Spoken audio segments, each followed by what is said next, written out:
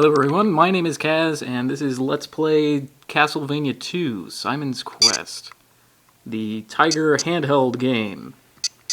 Due to the rigging I have set up, it's a little hard for me to see because the camera is in front of my eyes. That was a fish man. This gap here is not actually a gap. They don't become gaps until there's water flowing in later levels. We're starting out in level 1 here. It's already nighttime, as you can see from the sun turned into the moon over in the left. Now the skeleton appears. Skeletons always appear from the left like that, because, you know, Tiger Electronics, that's the only place where his pattern is. You have to whip him until his shield is gone when he has a shield. You can whip his bones out of the air. You can walk, you can whip up and down, you know, up, down. You can jump either just straight up or jump forward. That's a forward jump. Forward jump not so useful because there's no real platforming to speak of. I'm already out of stage 1. You get to the next stage by getting points. You can see my score up there as 170. Over on the right, my health bar. Below, there's water. Okay, so it's daytime, just sort of looking around, no real time limit or anything. There's bats up there. You know, you can jump and whip the bats. Bats are 10 points, so not too much progress towards the next level, and they can hit you. The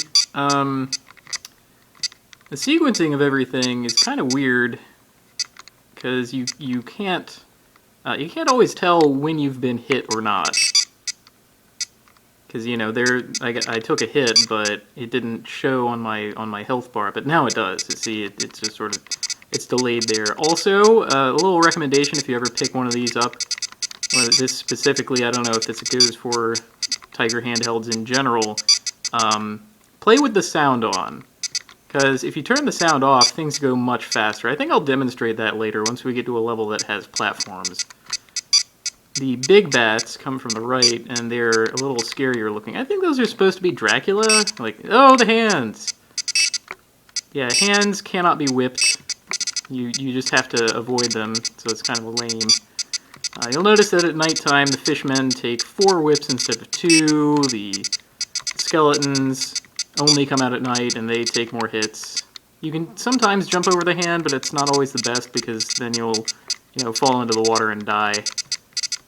If there's water, you know, because platform. Oh, I jumped up and took a bone to the face. That's no good. There is sometimes a little, like, end-of-level orb, like in the other Castlevania games, that appears right in front of you, but it's not for the end of the level. It just sort of appears at random and can refill your health and makes the startup. There it is. Yeah, and there's the startup noise. Hey, so right on cue. Thanks, game. Thanks for proving me right when I needed you to. He throws bones on my head. I think it's funny that there's a bone right above Simon's head. The ghosts also come in from the left here. They attack in fewer frames than the fishmen, so you have to deal with them first. They're also easier to deal with. Only come out at night, but they only take 2 hits no matter what.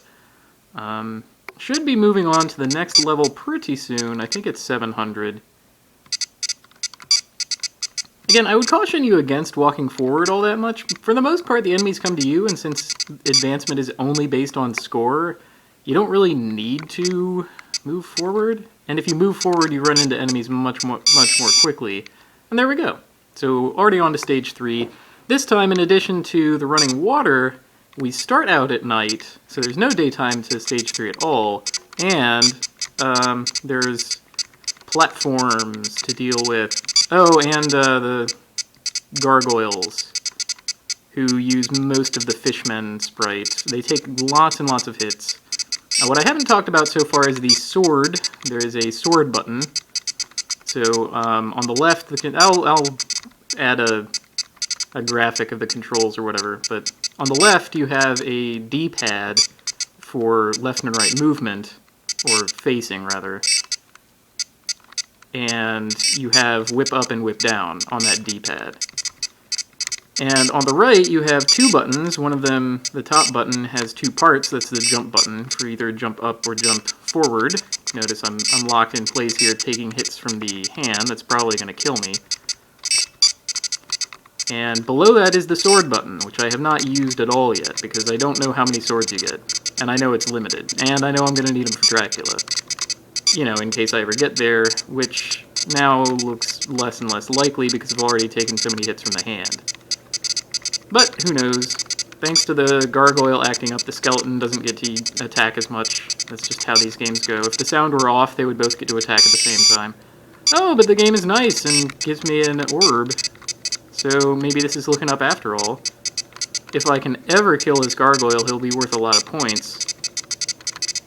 It's hard to tell, but I am actually getting hits in on him, so there he finally goes down. So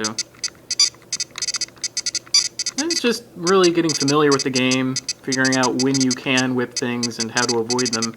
You can avoid a lot of things. There are some times when you just have to take everything, though. Well, not everything. I shouldn't say everything, because that's not correct, but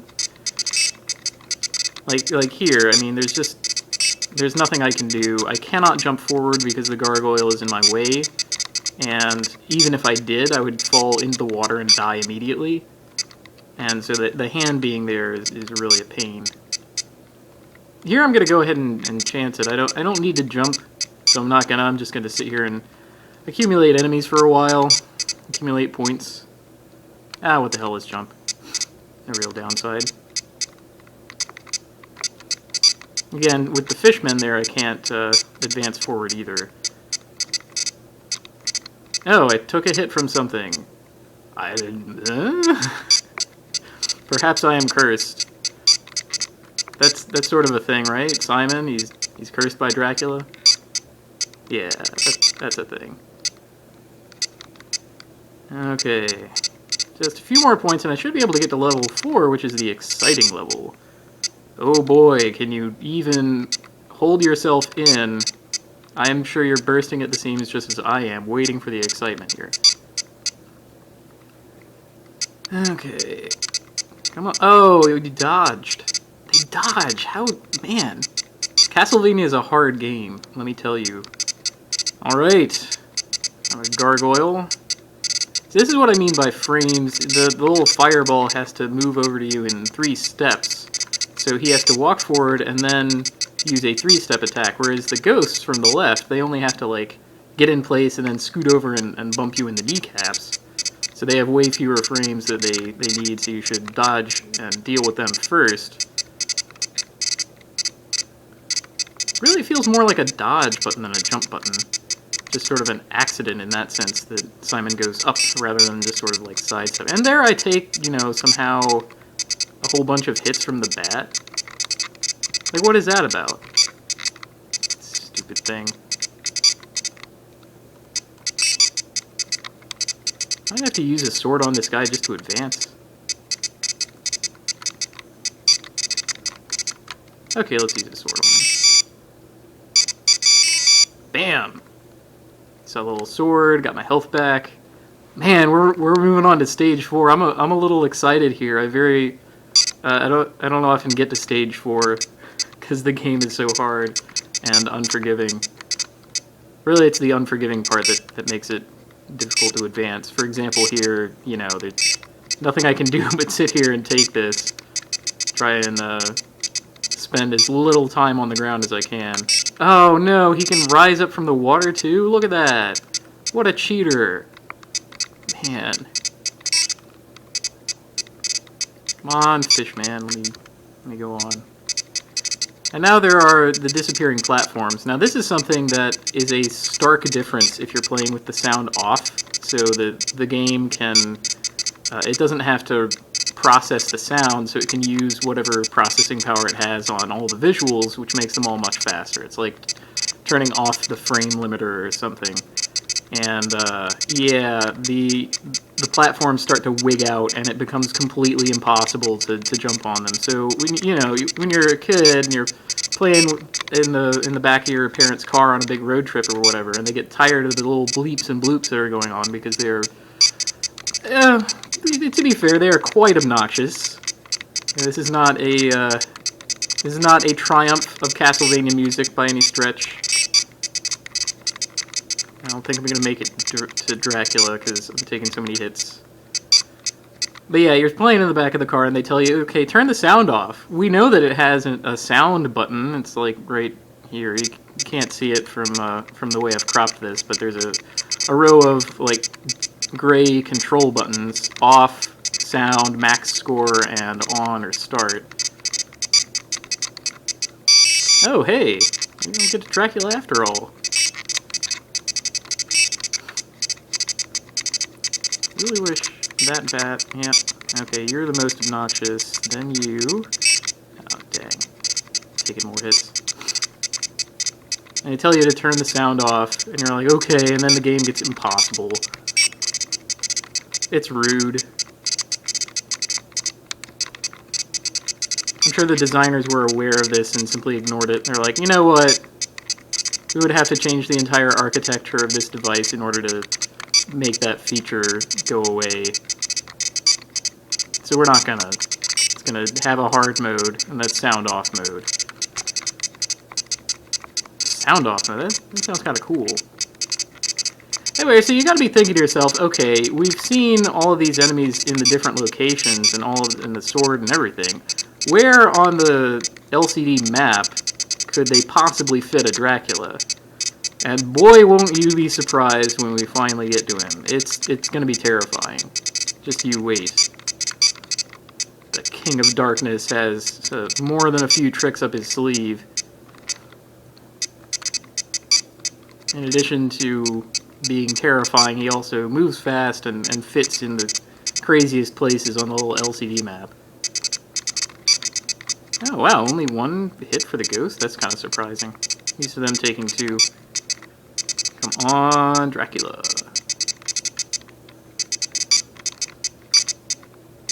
I had this game when I was a kid, and I had a heavy barrel game, which I had no idea what it was. I must have spent hours and hours with this thing. Even though to get through it takes only like 10 minutes. Feeling like a long time now, though. Look at that score! 2470, yeah! Moving on up. Oh, we're ready to go now. That's two of those in the same level. The game wants me to win. And I also want to beat it, so that's convenient, I guess. I really have no idea what causes that to appear, or what controls the AI, or if there is AI, or if it's some kind of like sequence. Although there has to be AI, because the skeleton will throw his bones up or down depending on where you are. So you can use that to your advantage, because you know he's always going to aim at you, so you can just be elsewhere. You can also whip his bones out of the air when you are like either like whipping up or whatever. I'm whipping down against the gargoyles because the up whip goes over his head. I think I caught that just a second ago. Okay.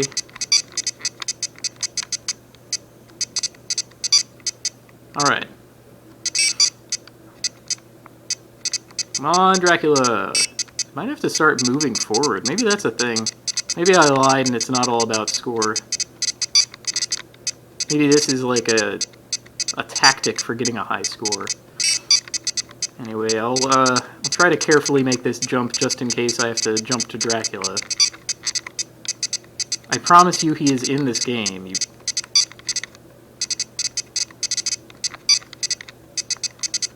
A lot of jumping over fireballs. Oh, no, there he is. Okay. Yep, that is his death ray laser eye thing, and I just got killed by Dracula. And that's Simon's Quest, everyone. Thanks for watching.